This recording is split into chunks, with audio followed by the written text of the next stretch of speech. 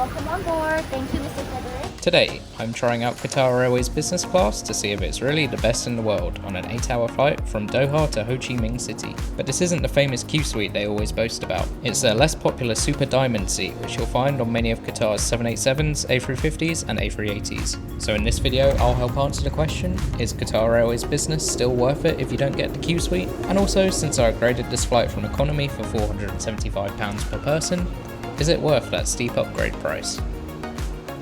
We start off at the world-class Doha Hamad International Airport, maybe my second favourite in the world after Singapore Changi, where we had a leisurely 2-hour layover. As we'd upgraded from economy, that meant we weren't able to access the business lounge, which I felt was a bit stingy from Qatar Airways, as many airlines will still give you access to the lounge when upgrading.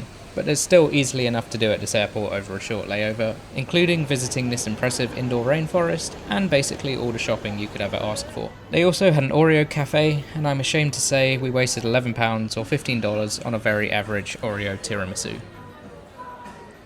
Boarding started 45 minutes before departure, and we got to the gate exactly when boarding started, so we were able to walk straight onto the plane, which unfortunately I couldn't get a good view of, but it's an 11-year-old Boeing 787-8. Before we step on board though, here are the stats and route map for today's flight, where we would make a timely 8 PM departure before heading east over the Arabian Sea, India and the Bay of Bengal, before descending down into Saigon just a few minutes early. And it was an almost fully night flight as well, with the sun rising just an hour or so before landing.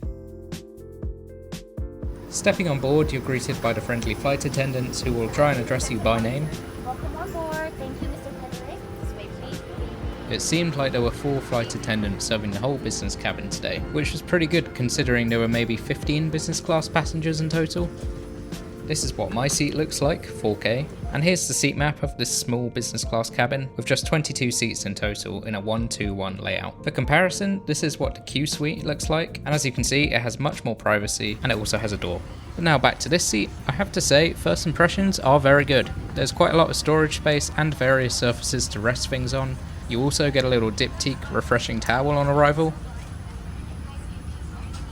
And just to the right of where your head goes is another shelf with the Amenity Kit, which I'll show you in a moment. This cubby is deceptively large by the way, big enough for a laptop and my GoPro case. Then closer to the aisle is another drawer with space to fit some shoes. Just to note, my shoes are UK size 7.5 and they only just fit. You also get some F1 branded pyjamas, which I'll show off later in the video, and here you can see the slippers and my very cool London Underground socks. Leave a comment if you know which line this pattern is from. Lastly, there's a blanket and 2 pillows, one big and one small, and after boarding we're served a drink and I just got the signature lemon and mint. The table is very spacious as well, so lots of room to eat or work, and it slides back and forwards if you need to get out of your seat whilst it's deployed. The headphones are decent too, better than British Airways business headphones at least, and there's also a USB port, remote control for the TV and a power socket down by the storage cubby. Now here's the diptyque Amenity Kit. Pretty much all of the stuff you need on an overnight flight, and if you know much about diptyque you'll know it's super expensive, so it feels quite premium. They also do black bags for men and these white bags for women too, so I'll definitely be adding that to my toiletry bag collection. The travel prayer and safety video started playing as we pushed back, so here's that, and it's just fine in my opinion. Very average despite calling itself the best safety video in the world.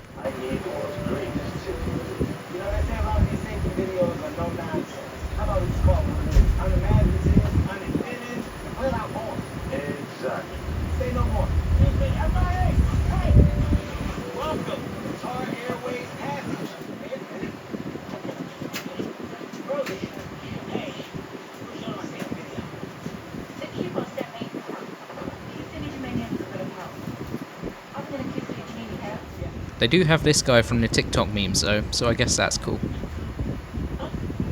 It was pitch black outside and my camera wouldn't focus, so here's a very sped up taxi and takeoff sequence, and then we'll jump straight into the meal service.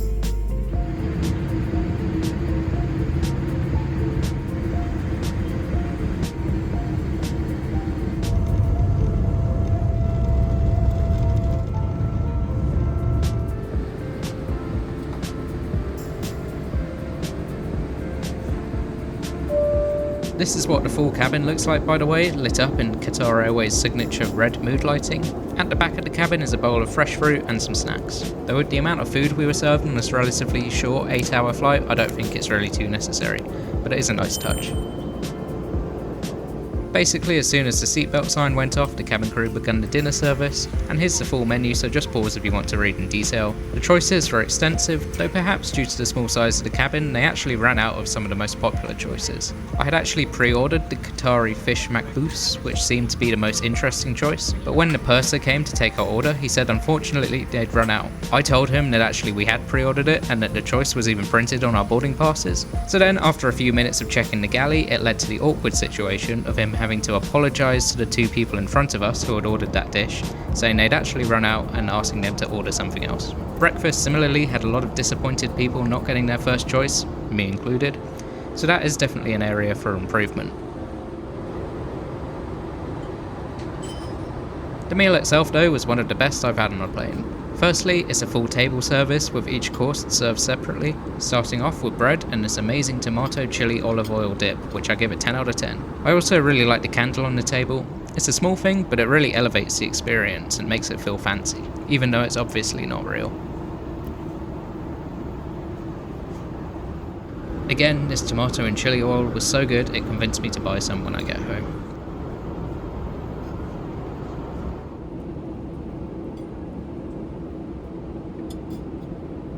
Then for the starter, I got the classic Arabic meze of 3 mysterious dips served with some pita bread. All the dips were great, especially the pesto hummus, though the pita bread was just okay. The side bread basket actually had much better bread, which makes me wonder why they use such basic pita, so I'll give the starter an 8.5 out of 10. Then for the main course, I got the Qatari Hamur makbous, which was one of the best meals I've had on a plane, an easy 9.5 out of 10. It was basically a fish biryani, perfectly spiced and perfectly cooked. Definitely recommend if you get a chance on a Qatar Airways business flight, and definitely a good job I pre-ordered it, otherwise I wouldn't have been able to get it. Lastly for dessert, we had a gooseberry friand with fruit and ice cream, and I'll admit I didn't know what a friand was before this, but it's basically just a dense sponge. Very tasty though, so I'll give it a 7 out of 10, but here you can see the ice cream is solid as a rock. And now that dinner is over, that means it's time for the Loo Review. And it was just a normal toilet, and filled with tea amenities as you've come to expect with Qatar Airways, as well as toothbrush and shaving kits.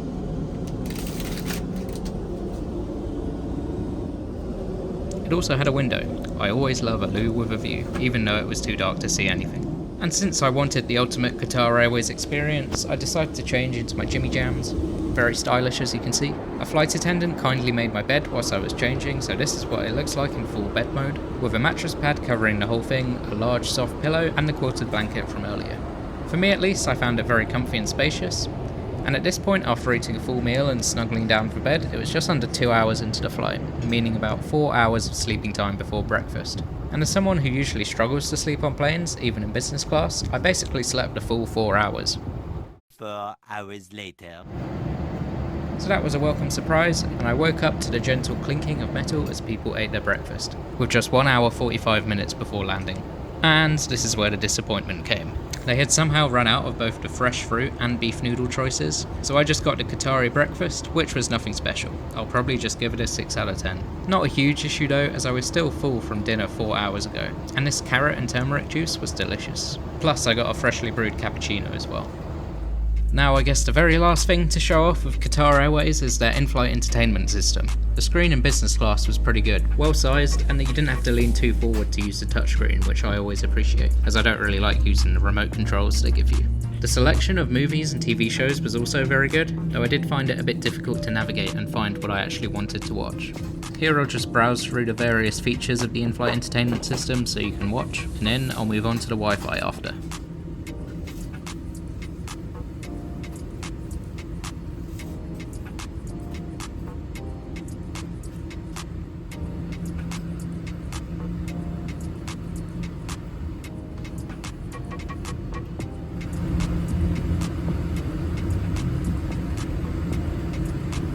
So very lastly, there was Wi-Fi on board, and and you get 1 hour of messaging for free before you have to pay, which was a bit disappointing as my last flight on their Boeing 777 had free super fast Starlink Wi-Fi throughout the flight, but Starlink hasn't been installed on these planes yet, so it felt like a bit of a step back.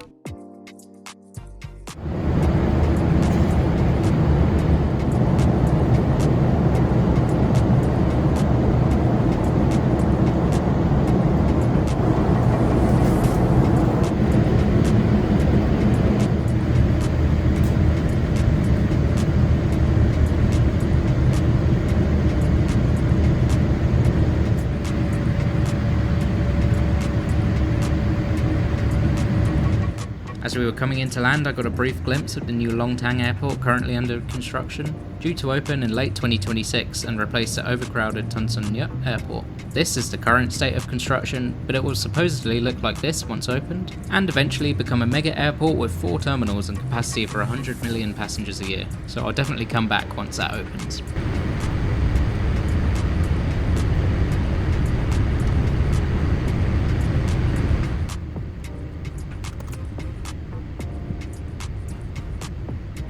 Now, as we make our final approach over the hustle and bustle of early morning Saigon, it's time for my final thoughts. And I'm pleased to say I really enjoyed it. Previously I'd only flown once with Qatar in economy, and that was a night flight with miserable crew. But this has really improved my opinion of Qatar Airways. The crew were lovely, calling my wife and I by name, and very apologetic that we didn't get our first breakfast option. The seat also surprisingly very good if you don't mind occasionally making eye contact with the person across the aisle from you. Plus the whole airport experience was good too. I would just appreciate if they actually gave lounge access to the people who upgrade. I would definitely consider Qatar Airways business class again. And it's now at the top of my list of business classes alongside Cathay Pacific and Singapore Airlines. So now that we've established the experience is great and still world class even without the QSuite, there's just one more question. Was it worth £475 per person to upgrade? And I guess at the end of the day, the answer depends on your personal preference, but for me, getting a fantastic meal, great service, and a chance to sleep on a proper bed on this overnight flight was well worth it. Especially as arriving at 7:30 AM, it meant I was relatively refreshed.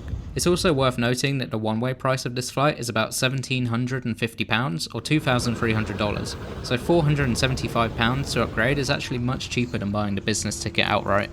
Anyway, this is where I run out of footage as I'd forgotten how woeful Son Nhat Airport's passport control is, and the queue may not seem too bad here, but it took a whopping 1 hour and 15 minutes to get through, so I'm praying they somehow fix this when the new Long Tang Airport is finished. Now here's my final score, a very solid ranking for basically every aspect of the flight, the only negatives being the fact that they run out of the most popular menu items, which I can forgive considering it was a pretty small cabin, and also the seat was good, definitely lacks some of the privacy of the QSuites. So thanks to that, I'm moving Qatar Airways up to a 9 out of 10 on my airline tier list, where I rank every airline I've flown on this channel so far, ironically now equal with Etihad and Emirates, the other 2 big Middle Eastern airlines. And lastly, here's a preview of my next video, which was actually the flight I took just before this one, flying QR's economy from London to Doha, and that was also an excellent flight. Then in the next few weeks I'll be releasing reviews of Vietnam Airlines and China Eastern, so stay tuned for that and more. Please like and subscribe if you enjoyed this video, thanks for watching and goodbye.